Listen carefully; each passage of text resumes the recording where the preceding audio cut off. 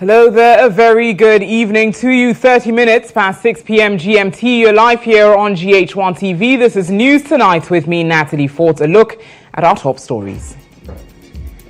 The opposition NDC declares voters' register is unfit for this year's presidential and parliamentary elections as they storm Electoral Commission with a bag full of what they say are discrepancies in the electoral roll.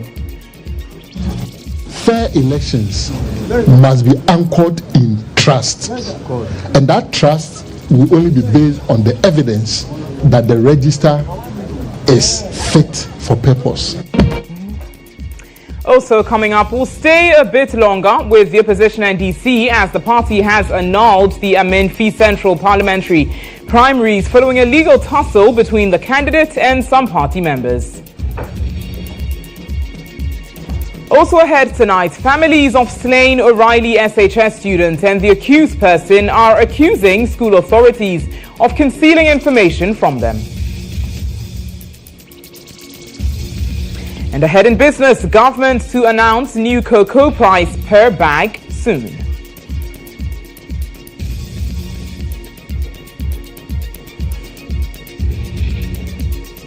We bring you the details of the stories and much more news here on tonight's Tuesday.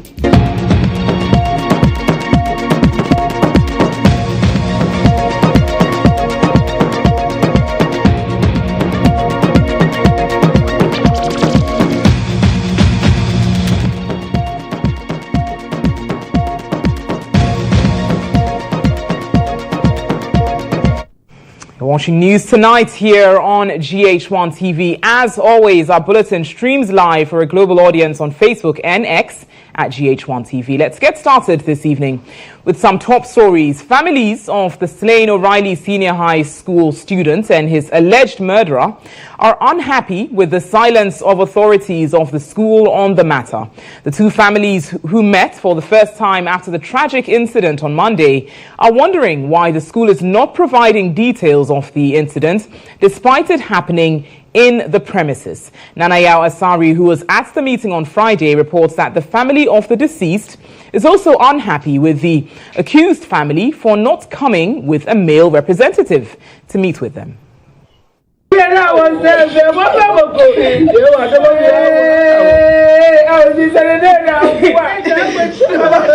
I'm currently at the family house of the deceased Edward Bokete Saki, the 18-year-old boy who was killed by his colleague at the O'Reilly Senior High School in Accra on Monday, the 3rd of September.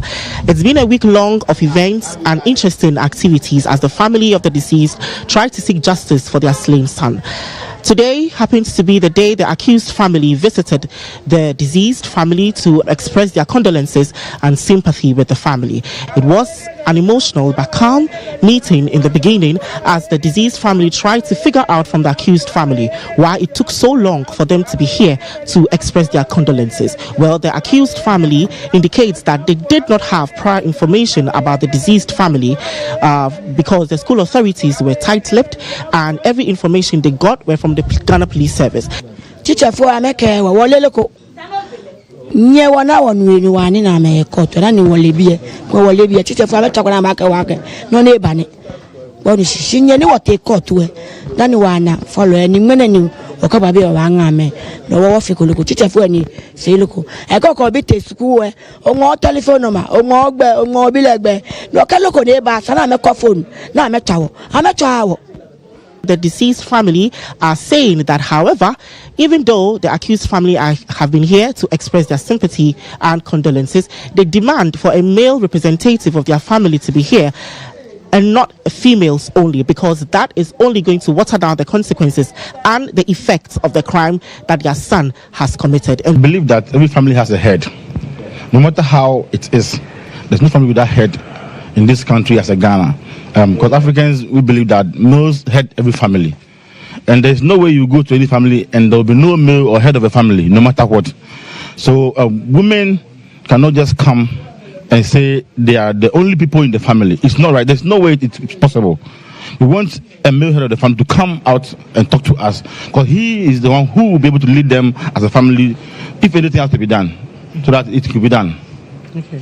Moving forward, the deceased family is demanding for a male representative from the accused family, and also the accused family are seeking to derive more information from the school authorities, as well as both families are waiting for the police investigation and GES detailed investigation in 2 weeks' time. They show unconcern, like what happened, they were not concerned. I wasn't there, but the information I got was that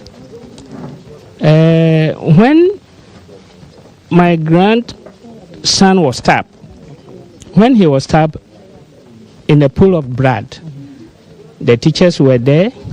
Nobody offered his or her vehicle to take the child to the hospital.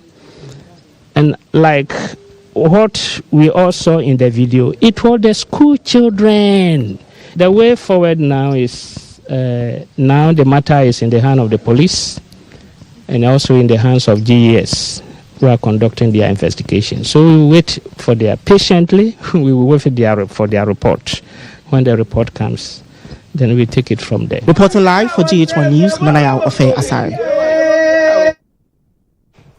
Well, his soul rest in peace. More on that rather unfortunate development in subsequent bulletins here on GHOne TV.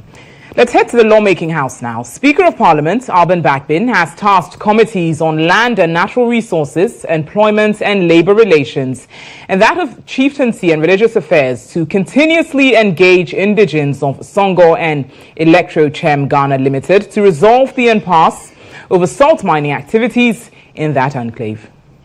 Parliament, during the emergency sitting, adopted the report of Committee of Mines and Energy on activities of Electrochem.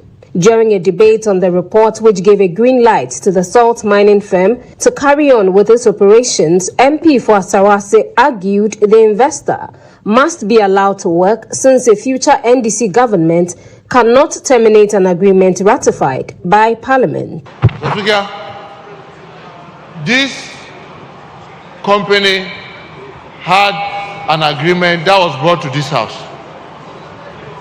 This house rectified with the terms and conditions that the company is currently operating there.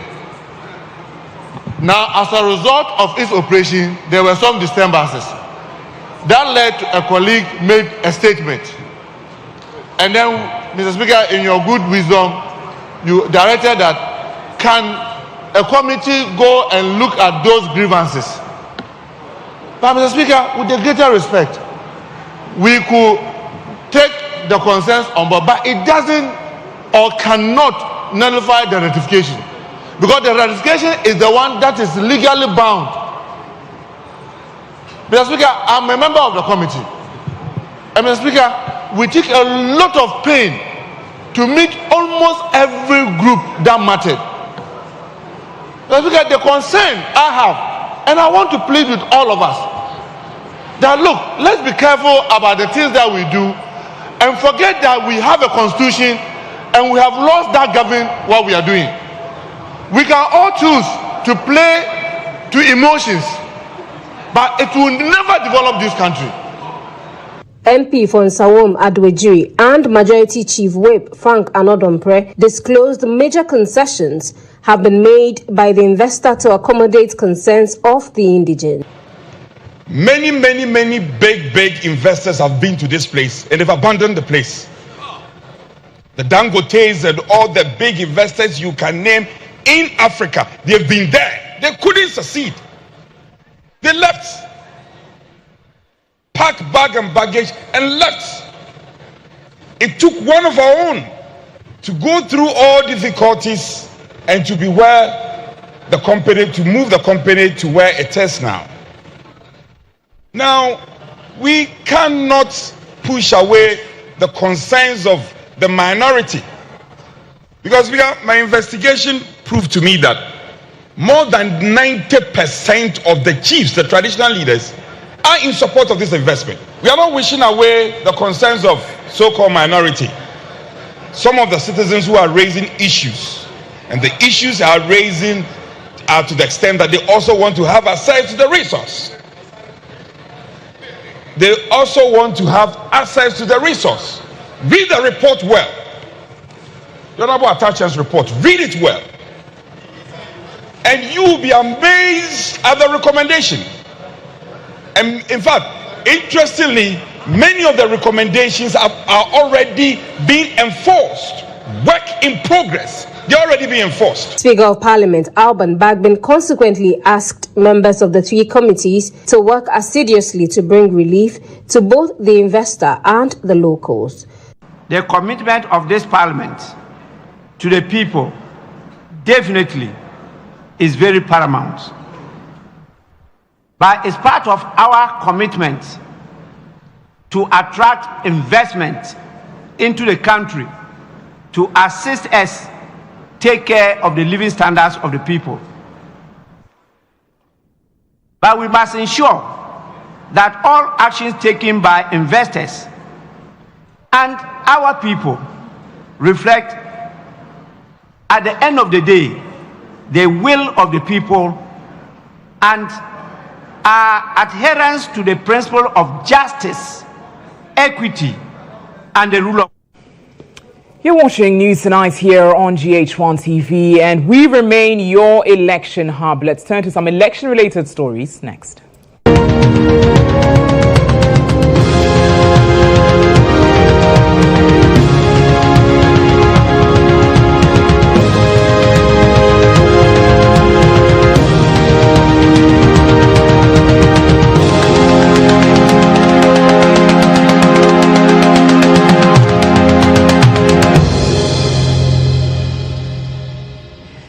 The opposition NDC has described the current voters' register as unfit for this year's presidential and parliamentary elections. The party is alleging that the Electoral Commission is deliberately transferring voters without their consent. At a meeting with the election management body, the representatives of the party demanded a forensic audit of the voters' register. An earlier request for a live telecast of the meeting was declined by the Electoral Commission. Here is Director of Elections and IT of the opposition NDC, Dr. Omane Boama, speaking to the media after the meeting with the Electoral Commission earlier today. A forensic audit has been occasioned before, prior to the 2012 elections. This is not the first time a forensic audit is being asked for. And we are very, very sure that the EC will listen. They are saying they continue to work. They are saying that they've corrected some of the errors. But how do we trust the very doctor who created a complication if that doctor says, I'm fixing the problem? You may fix it, but how do we trust that you have fixed it? Transparent, peaceful elections, fair elections must be anchored in trust. And that trust will only be based on the evidence that the register is fit for purpose. As we speak now, the voters' register is unfit for purpose. If the following election you are compiling transfer list, my name should not be on the transfer list. What has happened is that we have over 200,000. Look, development partners are interested in chipping in here and there for such an audit to take place. It is obvious, abundantly obvious, that the NDC has the capacity to assist. And we are saying that you can bring experts from the various political parties. Come along and let's put another expert, supra, on them. Doesn't take away the fact that a forensic audit is what it will take to assure Ghanaians, because we have listed these as problems. Ask yourself, if the Electoral Commission could do it, how come we are seeing this level of decay in the data management? We have our own suspicions about what could lead to such dislodgements of the data, but we don't want to be judgmental. And meanwhile, scores of supporters of the National Democratic Congress massed up at the headquarters of the Electoral Commission as the electoral management body held a crunch meeting with the opposition party. Here is Greater Accra Regional Organizer of the NDC, Anthony Nupenu, speaking to the media.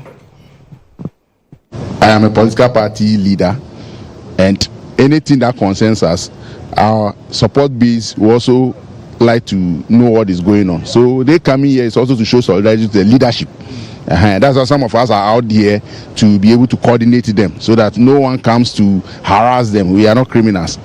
These are party people, these are Ghanaians, these are voters who are concerned with what is they are hearing in the news, and hearing that the leadership and the EC is meeting today. They believe that coming here to show solidarity is the way to. Now, still on the NDC, the National Democratic Congress has annulled the Amenfi Central Parliamentary Primary that was conducted on May 13, 2023. The party, in a statement signed and issued by its General Secretary Fifi Kwete on Thursday, noted that the election has been the subject of litigation at the High Court in 2nd D. Mr. Kwete noted that the Functional Executive Committee of the party, at its meeting on Tuesday, September 3, 2024, therefore decided to annul the election and rerun same. Nominations will be opened on Friday, September 6, 2024, and will be filed on Saturday, September 7, 2024. Vetting and appeal will also take place on Saturday, and the election will be held on Sunday, September 8, 2024. Well, let's stay on these issues regarding the NDC. I'm joined in studio by Dr. Rashid Tanko. He's the Deputy Director of the Elections of the NDC. Joins us for more on this. Good evening to you, Dr. Tanko. It's good to have you in studio again this evening. Now, first of all, to briefly touch on this annulment of the Amenfi Central Parliamentary Primaries, clarify why exactly, specifically, the decision was taken to have it annulled. Let me say good evening to your cherished listeners. Well, you know, like the letter rightly stated, it was a subject of litigation. The High Court over there in Western Region over the conduct of the election that elected Madam GHOne, who happens to be our candidate. And the reliefs they were seeking for in the court was that they wanted the election annulled and a rerun conducted because they suspected that the process was not properly done, and that was the reliefs they were looking for. So Functional Executive Committee consider all these things because we tried to resolve it out of court and we find it difficult. We say, okay, since these are what the things they are looking for, we will nullify the elections and then rerun the election, so that we can now have a level playing ground for everybody. So that is why yesterday the General Secretary nullified the elections. And then as we speak now, we opened nomination. About 5 people picked nomination forms. We're expecting that tomorrow they will come and file. When they file by 10 thereabout, we will vet them. And then hopefully by Sunday, we'll go there and have the election conducted to have our candidate. So that it solves the problem. The issue of litigation is no more there. So that's the reason behind it. Okay, so in effect, what does this mean for case in court? It nullifies it? It's moot. As soon as the party took the decision to nullify it, then the matter in court is now moot. It doesn't exist again, legally. Okay, very well. So now, let's move to the other pressing issue. Today, you held a meeting with the Electoral Commission and you've presented your concerns to the EC. Run us through what key decisions were taken during your meeting with them. Very well. We had a cordial meeting with them, the Electoral Commission. We presented 5 observations to them that we think are making the register not fit for purpose. Yes, and one of the key observations we did and presented to them. In fact, we did a PowerPoint presentation. You did mention that. Thank God, the commissioner herself with her 2 deputies, the director of electoral services and their director of IT, they were all present. And then took time to listen to the issues. Observation 1 was that we observed that voters in 2023 register, but deleted from 2024 provisional register due to transfer. There were voters, we have a category of voters. If you check the 2023 register, they voted all right. They voted for the district assembly. But this current register, you know, don't know whether migrating them, some transfer has occurred in the process. And in the process, their names are taken out completely in the register. So you can't trace them in any of the other layers. That is the exception list, the proxy list, the multiple register. You don't see any of them. Their names have been taken. This account to about 3,957 of them. Names. Okay. 3,000 950. We demonstrated. Names, right? Yes, almost 4,000. We demonstrated it Well. by showing their voter ID cards, their constituencies, where they are coming from, and all that. Then this same group has some other voters too. For them, they registered all right in 2023. They have their voter ID card produced by the Electoral Commission. But this current register, their names cannot be found. It cannot be traced in any part of the register. So we demonstrated that one to What's ensure this figure, approximately? Yes, that all of them added up to the observation 1. Right. Now, when you come to observation 2, and we're showing this on screen currently. This is beautiful, what you have beautiful. before you This as well. beautiful. That is what we have it. Very Beautiful. Now, if we check the observation 2, you will see that voter transferred to different polling station, but does not exist in absent voters list. You see, as soon as you transfer a voter from one polling station to another, where the transfer is coming from, there's going to be what we call absent voters list. The absent voter list will indicate to us that this number of people have been transferred from this polling station. Right. So if I see a transfer path where I've seen some number of voters in a particular constituency, then I go to check where they are coming from, and I don't see an absentee voter. It means there's something wrong with that. Right. And that one accounted to about 2,094 of them. Okay. Then we have observation 3. Previous transfer illegally added to 2024 transfers. This is where the meat of the matter is. You say previous transfers. Previous illegally included, illegally added to the current transfer. The current transfers. Right. So what happened is that in 2020, some transfers were done. Now, as soon as you are transferred, you are migrated into the register itself. Right. So if you are transferred from, say, Ayawasu West, and you are transferred to Tamale Central, it means your data is now moved from Ayawasu West into Tamale Central data. Right. Okay, so in 2023, that's what it means.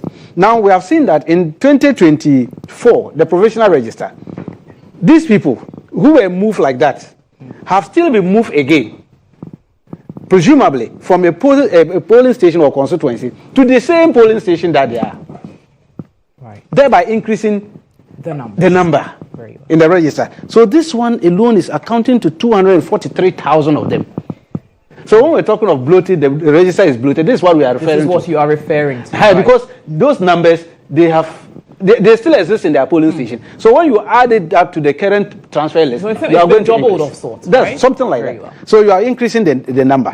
So we've demonstrated that one to do. And that one is the observation 3. Okay. Then we have observation 4, which has to do with unidentifiable voter transfer paths. Because here, when you are transferred, there is a path.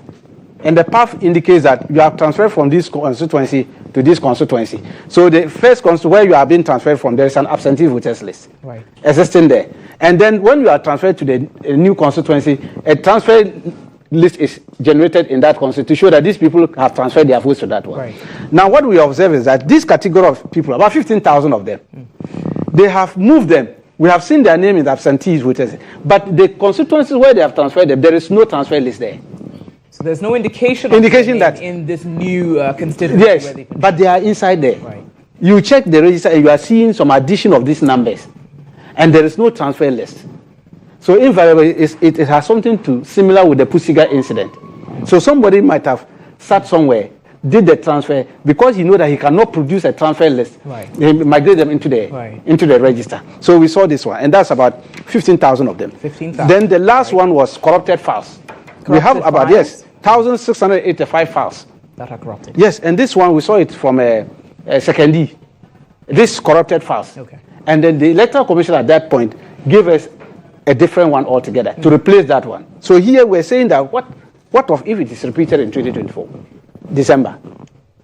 If this thing should happen, what is the guarantee that you won't give us another data? By the time we get closer to the election, you cannot open it to be a corrupted file. Okay. And that's all these people are going to be disenfranchised because their data their QR codes cannot be scanned and all that. So this were the 5 thematic issues that we presented to them. Right. And it was very clear. And so based on this, we were asking for the forensic audit. That gets me, to my next question. I mean, you demand, actually, for this forensic audit of the register. Of course, we earlier had the concerns or the request for a live telecast, which, as we know, the EC did not accept. And now you're pushing for this forensic audit. What if the EC rejects this as well? Well, our view was very clear. Because the same Electoral Commission messed up this data the one we have identified, we cannot trust that they can do the fixing themselves. Because they themselves admitted in the meeting that, yes, they realized that their system is vulnerable. Somebody can manage his way into the system. Yeah, they acknowledged it in the meeting today, right? Because that's led to the Pussigat thing, and of which they admitted that by Monday they would have given us comprehensive report about who went into the system. It means anybody who gets hold of a password from them and can get into the system and can manipulate the data that way. So we think that with all these admissions and all that, it's proper to have an external body to audit the register so that we all come to a level playing ground. This happened in 2012. Right. It's not the first time. This is not the first time. So this is not the first time there's such a request. And so we're expecting that our opponents will come along with us because they were the first to request for something. You expect your opponents to come along to join us in this request for the forensic audit because they did it. They are the first political party to do it 2012. To make that request. And so they shouldn't be rubbishing it because we have demonstrated this evidence there clearly. These are their data. Well, there are several ways of killing a cat. We have just shown one of our ways of getting it by demonstrating this to them practically. And then we are calling on them. They themselves saying that the issues at stake are so serious. They are not issues that they should just joke with. They've given us their ways. They want to take their time and look at. They have already started cleaning the register, but we don't trust them because these same processes that they were involved led to some names being expunged in the 2023 District Assembly register. So we're very cautious in presenting it, and we'll still push that. Without this forensic audit, your mistrust of the EC will hold as a party, right? Because you repeat many times, multiple times, that you do not trust the EC moving forward ahead of this election. Without this forensic audit being granted, will the NDC continue to mistrust the EC? Yes, we are saying that a credible register is sine qua non to a free, fair, transparent election. If you don't have credible register, forget of the election. If you don't have credible register, if you and that is why we are saying that with this massive problem, what impact would it have on the parties? With this massive discrepancy we have discovered, do you think this register is credible? Will you allow such a register to be used for elections? They themselves admitted it. Because they've seen that these are serious matters. And they admitted that they have even started cleaning the register since this matter started. They've started trying to resolve their own problem and doing internal investigation here and there. So if they all agree to this and accepted these anomalies, why don't they want to let us have this external body audit them so that we all come to the same wavelength, have credible register, go into the battlefield. Whoever wins, we accept it. But we cannot have this. And you think that this register. So for now, they've stopped using the word robust, credible register. It's not. You can't have these things in your register and call them robust. It cannot be robust. Dr. Rashid Tanko, we'd have to wrap it up here. Thank you for your time this evening. Deputy Director of Elections of the NDC joining us. There's certainly more on that development subsequently.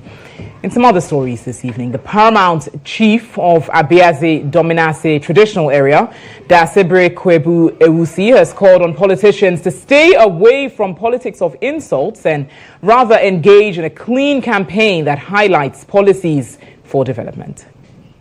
According to Dasibre Kwebu Ewusi, politicians are causing fear and panic as they continuously engage in politics of insults in the lead up to the December 7 polls, adding that this may deter some Ghanaians from participating in the voting process. Politicians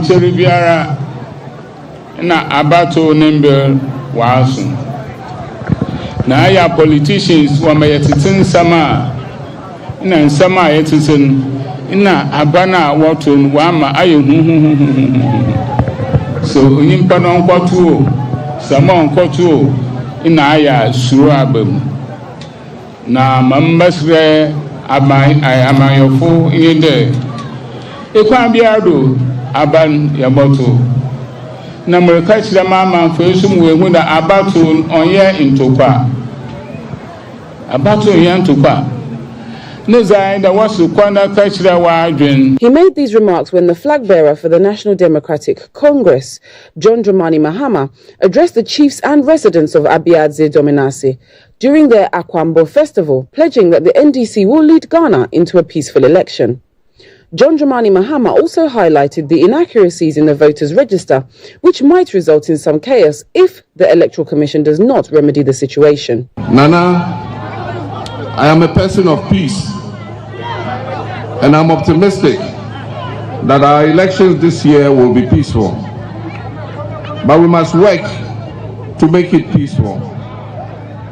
We must work together with the National House of Chiefs, with the National Peace Council, and religious groups, civil society organizations, and the Electoral Commission to ensure that all the obstacles to a peaceful election are removed. And that is why the red flags that are being raised by the NDC should not be dismissed. The flags our party is raising about the voters' register are issues that could create disruption in the election. In an interview with Central Regional Correspondent Yabwe, President of the Western Regional House of Chiefs, Oji Ahoho Nanaya Aljebi II, urged politicians to go to court if they do not agree with the final results come December 7.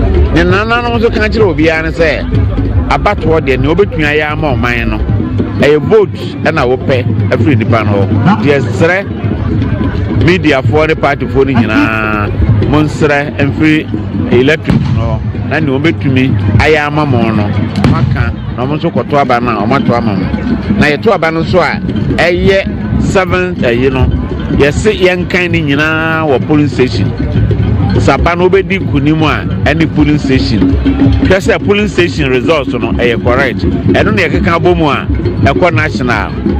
And no, and you obedi Kuguano, yes, that's on you do not as much Emerald. Now, flag bearer of the National Democratic Congress, NDC, GHOne Dramani Mahama, has responded to allegations that he snubbed the Domankese chiefs during his recent 4-day campaign tour of the Bono East region. Reports emerged that one of the chiefs had invoked curses against him, believing that the former president had deliberately ignored a scheduled meeting with the traditional leaders. However, addressing journalists during a media encounter to climax his tour of the region, GHOne Mahama expressed shock at these claims and reiterated his deep respect for traditional leaders. Incident at Domankese where a chief out of the blue cursed us for not coming to visit the palace, but an advance team had gone because we knew that looking at that day's program, we're going to get there late, and we didn't want this situation where chiefs will sit and then you come late and they come and tell you that you've not respected them because you came late.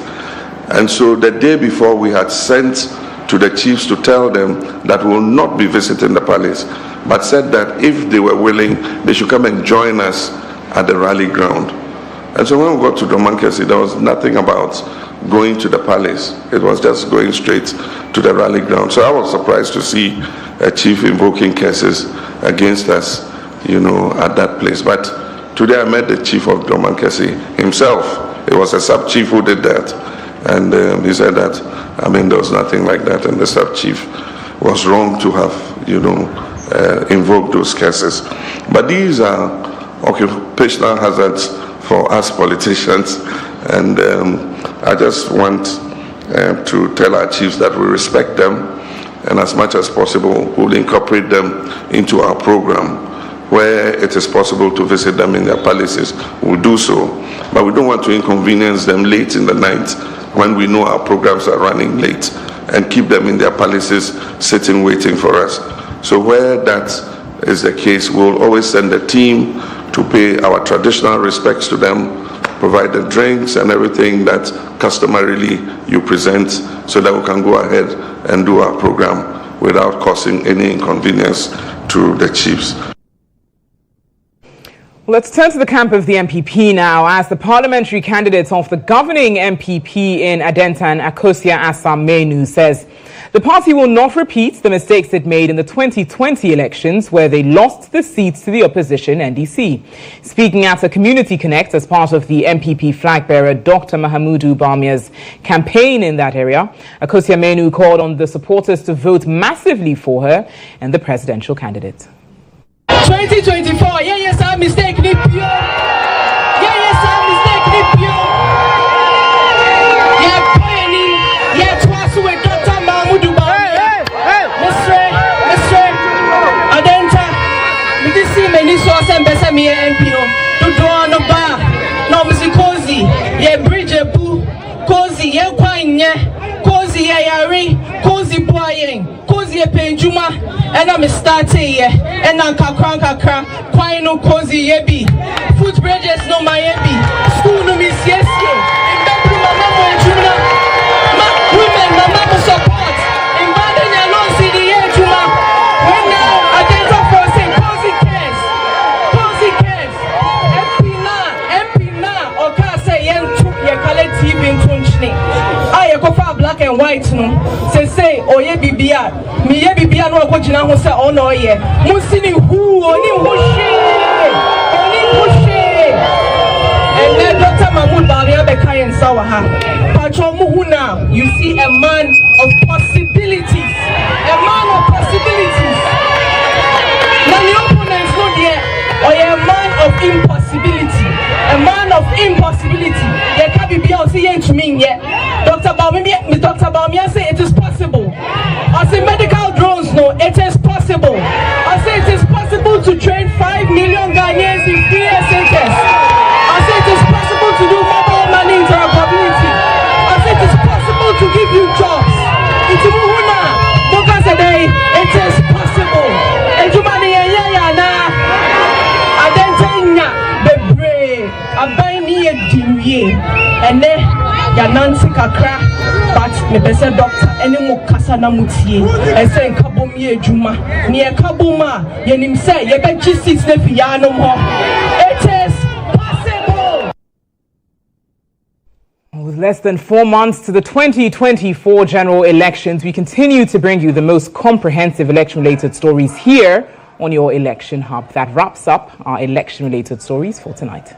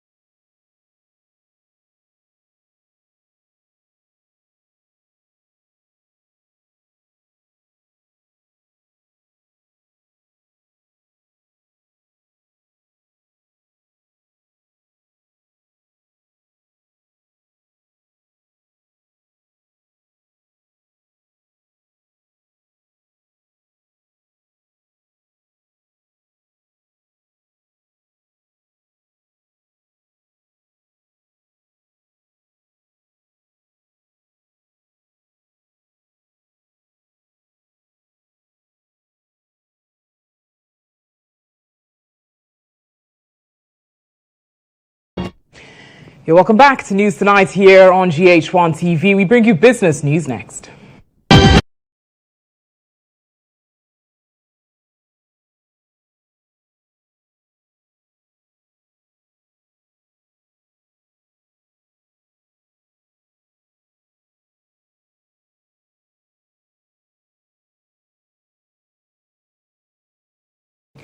In business this evening, we put focus on agriculture as a new cocoa price per bag will officially be announced on September 10, 2024. Chief Executive of Ghana Cocoa Board, Joseph Boahen Edu, has disclosed this to cocoa farmers. Speaking at a meeting with cocoa farmer associations from the 70 cocoa growing districts across the country in Kumasi on Friday, September 6, 2024, Mr. Edu explained that the delay in announcing the new season was due to President Akufo-Addo's foreign travel schedule.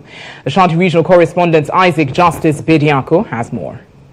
The Chief Executive of the Ghana Cocoa Board, Joseph Boahen Edu, used the meeting with the farmers to explain in detail challenges facing the Ghana cocoa sector on the international markets and the need for farmers to cooperate with the government. He disclosed Cocoa Board is overwhelmed with cocoa smuggling related cases across cocoa growing districts, hence the need to seek for military intervention to control the development that threatens the cocoa sector. We've, gone to have a meeting with the military and they've agreed to come in, and we've written formally to the Minister of Defense through our sector minister for the military to come in, and Cocoa Board is going to support that program. That's the anti-cocoa smuggling. We are going to mount a very,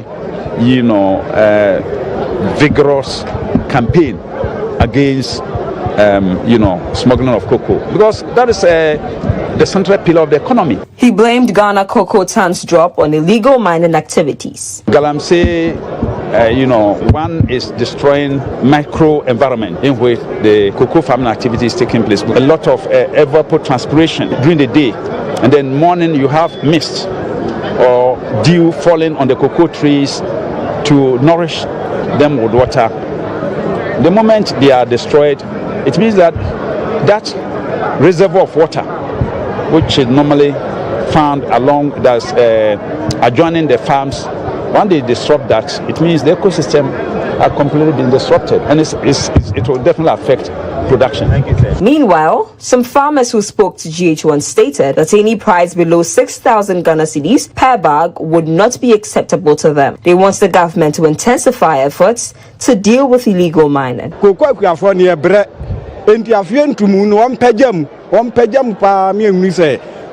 no pejama ekuafo ya nso ani age esanse wo betu cocoa na de be se 500 Ghana tuma na ba no na mfi so onya hwe wontimi pejama ba be 6,000 kura de ma cocoa ekuafo kura enka mfi se enka beboa ejina se o se brother ebebe brother no say o man 6,000 which is 60 anka meni beje pa se de be betumi abo efi se akatue mu cocoa no yetumu a eno.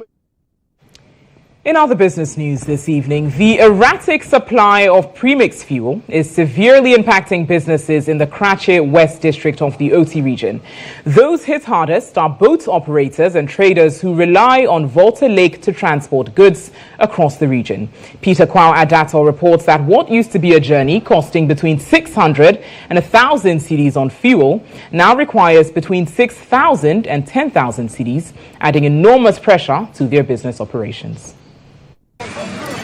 The unreliable supply chain of premix fuel not only affected livelihoods in the Kratche West districts of the OT region, but also the cost of doing business.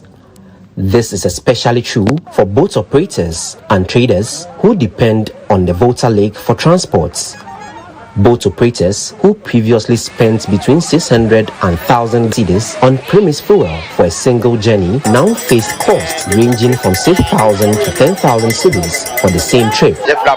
Place in and out me you should drum Cassiano back when jelly canomiano it ya buscana a call 60 million but first na premise no what they are to me the 6 corner the 6 by 6 million and 10 million let's say that me anya yesika no they have resorted to purchasing and mixing petrol and engine oil as a substitute to keep their boat business running. This change not only increases operational costs but also adds significant strain on their businesses, which are already suffering from reduced access to affordable fuel supplies. Despite the steep increase in fuel costs, fares for boat rides remain unchanged at 50 cedis because traders are unable to afford more.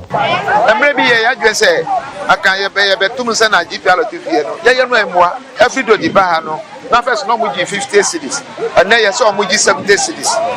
So the same even with 50. The area now muji 50. You saw muji cost 70. The same 50 no muji. Consequently, the number of operational boats on market days has plummeted from 40 to 25 due to the lack of access to affordable fuel. Saka prisoner one boat to Abeba Hano, that Minya boat to Bayer get to 40. But and then Minu Kasai boat to Amanyandi 25. Manga petrol ton to Mumba. In the last week, Minya 27. To the best Ramonam way. Juanu dear, a dinner so. This reduction in transports has severely disrupted trade, with the price of fish skyrocketing from 20 to 100 cedis. Because Nipano, Okoto, Supanasa, Oto Generative, baby Obeko, Akosum Dona, the Yabano, so Obeshisha, Anna, Obebubasana, 20 cedis. I got the Obetimania. She was so. And Randy says, oh, yeah, quite a befasra. Obenyabi. Akodano, Mudiko, Adjumanso, Obenyabi, Edia. These changes also expose boat operators and traders to greater risk on the lake. Reduced fuel supply forces operators to run fewer outboard motors, leading to extended travel times on the lake and leaving them vulnerable to changing weather conditions, including rain and storm, which often lead to accidents. The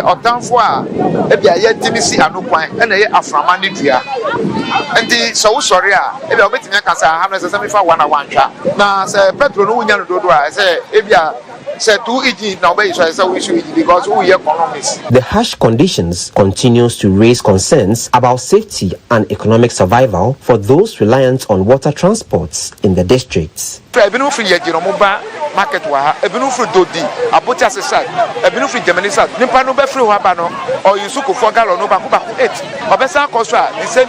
The business community in Karachi West is pleading for immediate intervention to ensure steady fuel supply and a reduction in the cost of doing business to avoid further deterioration of the economic circumstances.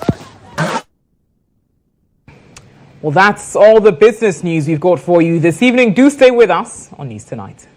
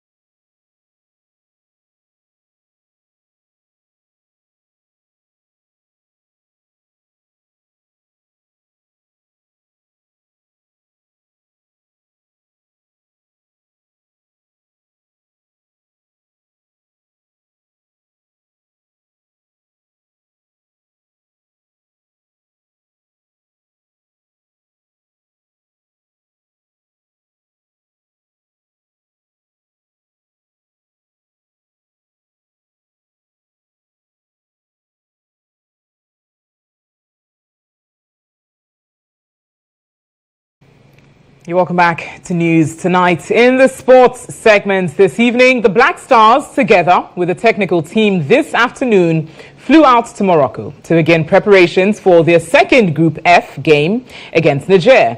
The team will on Saturday continue their training session to fine-tune the squad after narrowly losing to Angola on Thursday at the Babayera Stadium.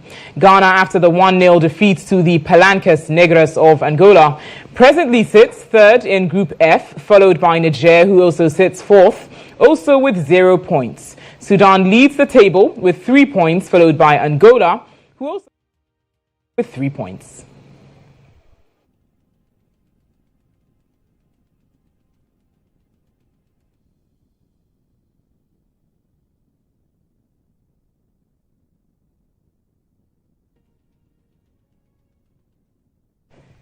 In other sports news, still on football, Ghana Premier League will on Saturday kick-start the 2024-2025 season with Dreams FC welcoming reigning league champions FC Samatex at the Accra Sports Stadium. Club football returns on full scale with 18 clubs fighting places for continental slots and fight against relegation battle, with Samatex and Nswatreman FC sweeping the top honours at the previous season, and Hearts and Kotoko, the perennial favourites, labouring all season.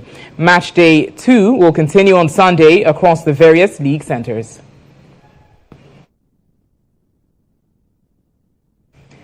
Well, that's all the sports news you've got for you tonight. Next is entertainment.